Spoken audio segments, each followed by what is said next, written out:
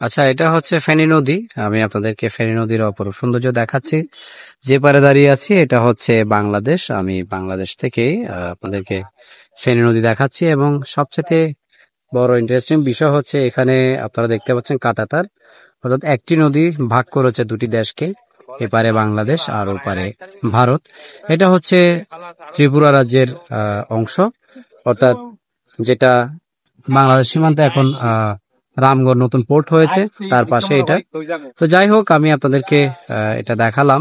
তো এই দিক থেকে কোনো এক সময় হয়তো যাওয়া যেত, বাট এখন তারা সেই বর্ডার লাইনগুলো রক্ষিত করেছে, এবং সেই সাথে যেহেতু এদিক দিয়ে ইমিগ্রেশন পার্ট স্টার্ট হয়েছে, তো এদিক দিয়ে আর যাওয়ার কোনো পসিবিলিটি না। হয়তো লোকাল যারা আছে, খাসিয়া মারমা বা স্থানীয় যারা আছে, যাদের আত্মীয় স্বজন আছে, তারা যেতে পারে।